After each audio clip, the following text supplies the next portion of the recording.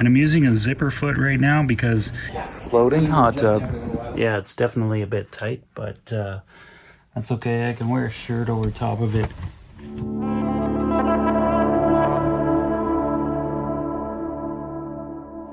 Good morning, guys. Today's going to be more projects. I'm going to be doing a bunch of stuff for me today. So there's a little bit more OCD stuff that I want to finish up in regards to little sewing tool bags and that sort of thing. And I've got to make some more bed sheets. This one's just coming off, but see there's a big rip in that one. So I got to pick up some material and make some more fitted sheets. That one just had a small tear in it, and eventually my toe caught it in the middle of the night and it just went. So anyway, it's time for some more fitted sheets. And I'm gonna see about making a couple shirts, long sleeve, because I got really long arms, and it's not easy for me to buy long sleeve clothing in a store. Most of the time they're cut so they come about 2/3 of the way down my forearm, and then my wrist sticks out quite a bit, and it's annoying. So I don't buy long sleeve clothing that much because of it.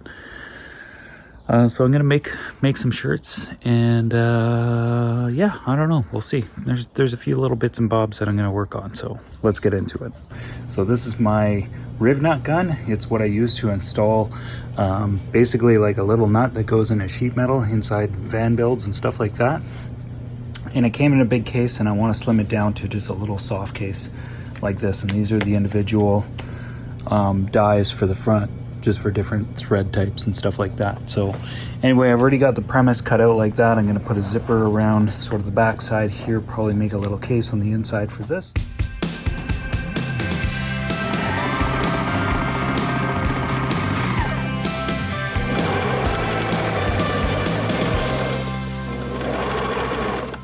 So what I'm doing right now is I got this tight radius that I'm going over, and I'm going to be stitching the line that I'm going to basically use a serger on this.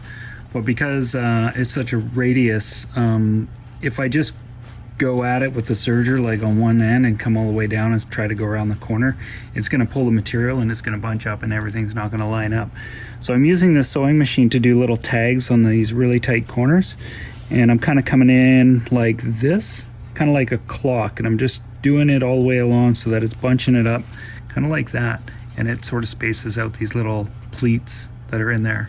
So anyway, that's this little thing. I've never done it before, but I've always struggled to get real tight corners like this, and this just dawned on me as I was messing around, and I thought, oh, I wonder if I could do this. And so it is adding a lot of work to go around here, because it's kind of monotonous doing this, but it's like these little clock things, and you're just coming in a little bit and then backing off like that, and it's just gathering it sort of evenly all the way around that bend. So I think it's gonna work. So I just kind of like start in the middle of that corner, sort of flatten it out, get that right there, come in and go right over it like that. And I'm just coming in as far as where that serge line's gonna be.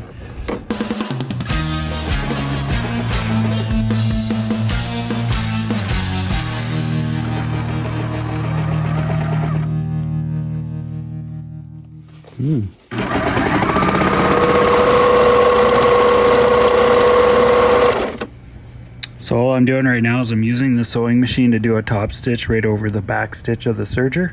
The serger doesn't have as much tension as what I can achieve on a sewing machine, so I'm using that. And I'm using a zipper foot right now because getting around these corners is really tight, and then using this normal foot is just going to fold too much material. It gets too bulky. So having my needle right on the edge of the zipper foot in this case makes it really easy.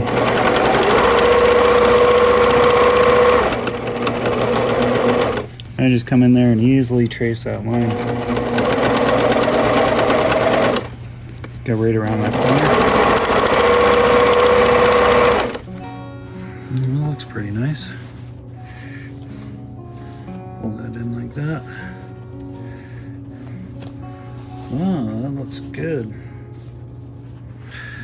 That looks great. So this will go in here like this.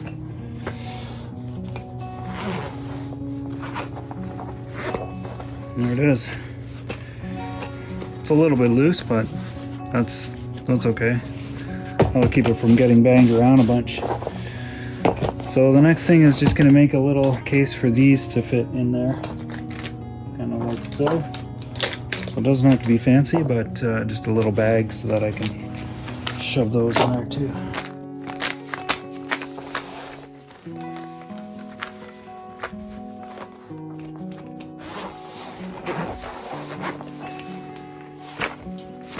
Okay, next up is I've got this material here and this stuff here. So I'm going to make some long sleeve shirts out of this stuff. This is a bamboo lycra, and this I'm not sure what it is. It might be a modal or something like that, but in any case, there's enough material here to make some long sleeve. To give you an idea what it's going to look like, this is one that I made a long time ago. This is a t-shirt. I put the seams on the outside, and that's just from my serger. It's how I like to do it, so I do it like that. And I know some people say I'm wearing my shirt inside out. I don't care. So I actually made a pattern for this quite a while ago.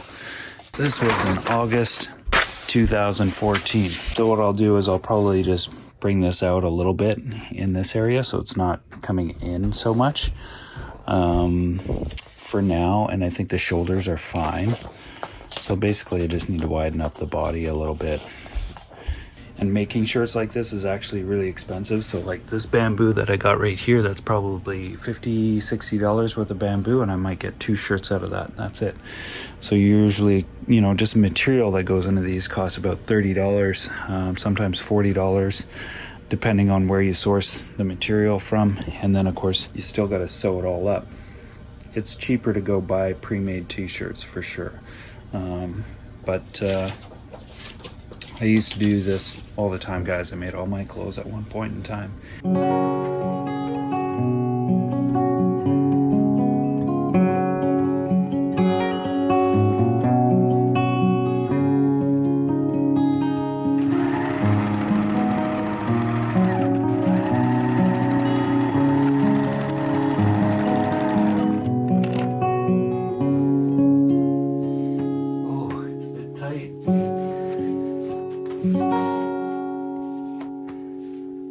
Well, I gotta get rid of this, but it's a bit tight, but that'll be warm. I can wear a t-shirt over it. Yeah, it's definitely a bit tight, but that's okay. I can wear a shirt over top of it. It'll just be a nice thermal layer to keep me a little bit warmer. But yeah, I think what I'll do is I'll try to make the next one slightly bigger.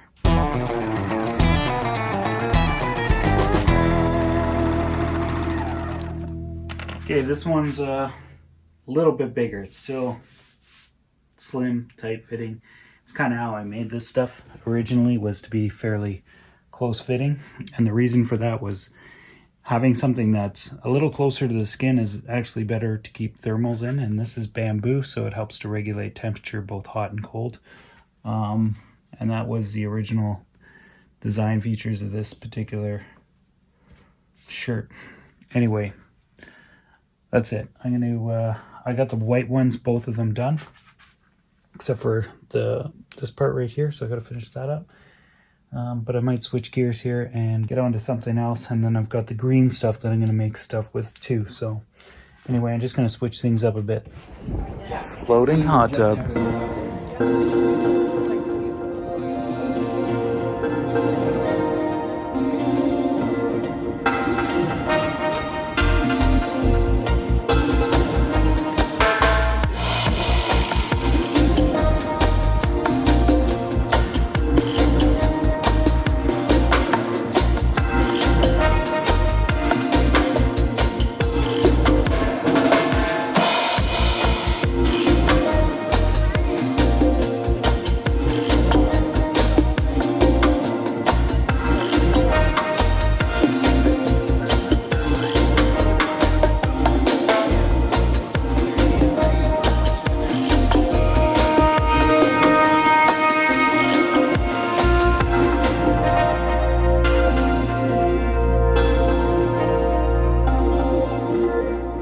So basically all I've done is I've serged everything together in this, and just use a serger pretty much.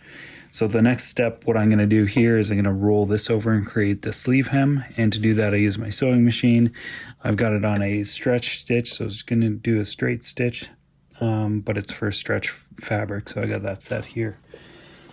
Let me just take care of these little tags first. All I'm going to do in this case is use a needle, thread it back on itself.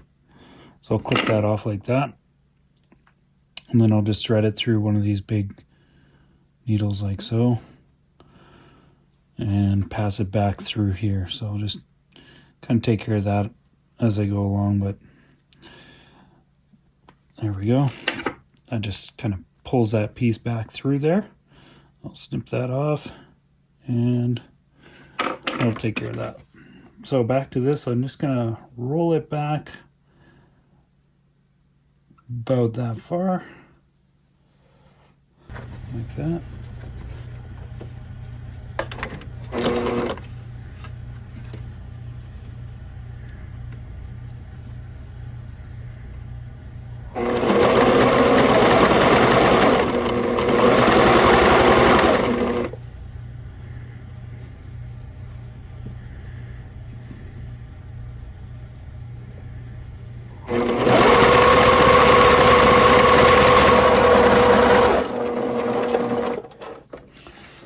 That's it.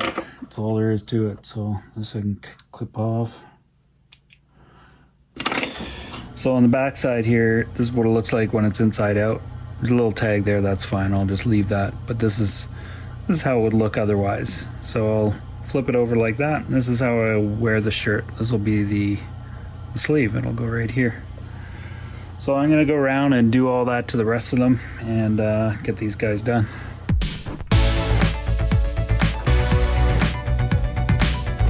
Another one and another one. 4 shirts. These are the patterns that I made, and these are on paper, which has been great when I had flat cutting mats and a rotary cutting blade. I would use the paper as my template. But I find I got rid of my cutting mats. I just sold those and just downsizing some more. So when I'm using scissors, it's hard because this will kind of float around on the piece of the fabric unless you weigh it down, and it's kind of tricky to go around paper. It's actually easier if you trace that onto a piece of material, which I did. So this is going to be my new pattern template. And if you put this down on material and then you cut it, it's a lot easier to work with. So anyway, it's slightly bigger than that, so it's a little bit more of an updated version. It's still a little bit slim fitting, but this is the new pattern. So I'm going to get rid of this stuff. That'll be no longer needed. And I'll hang on to this one, which is right there. Otherwise, what I got here is I went and got some material yesterday. And this is what I picked up. So I'm going to do my fitted sheets out of this stuff here. So that'll go on my mattress. Green and blue. I was just drawn to it. I actually went into the store and I got this, and I was just kind of really inspired to get something that reminded me of the ocean. My thinking in these 3 was just sea and sky and, you know, rock, like the earth. So anyway, that's going to go in the van for my new bedding.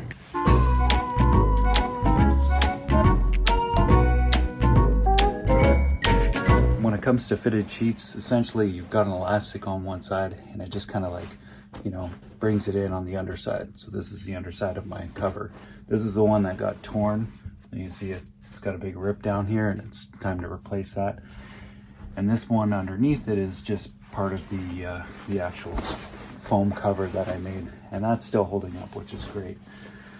So essentially it'll be shaped like a rectangle, but then there'll be little notches out, little corners that are cut out on each of the 4 corners. And then those will be gathered together and seamed to make kind of like a box shape. And then the elastic will go on the far side of that, and that'll just tighten it up like it was just like I just showed you there. So anyway, that's how I do a fitted sheet. And I got enough material here, so I'm just gonna get all these pieces cut out and get going on it. So yeah, it'll be nice to get some new sheets here.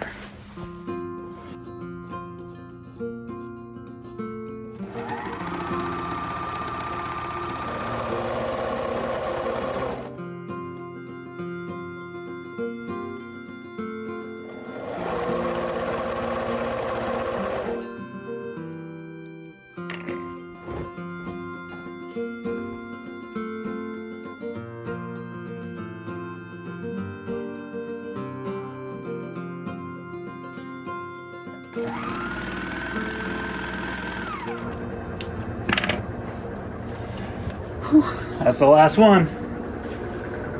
That's it. I still got to make an extra pillowcase, but that's it for the bedding. And it's a wet, rainy day, so it's a perfect day to do some sewing. And it's busy back here. Boat stuff, van stuff.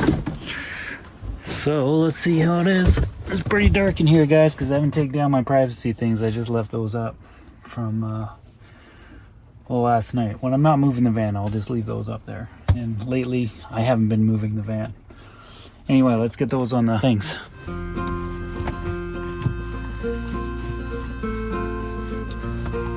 we go. That's it.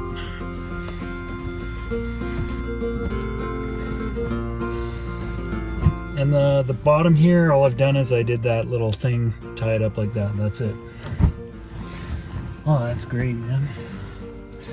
So, I got this color or this color.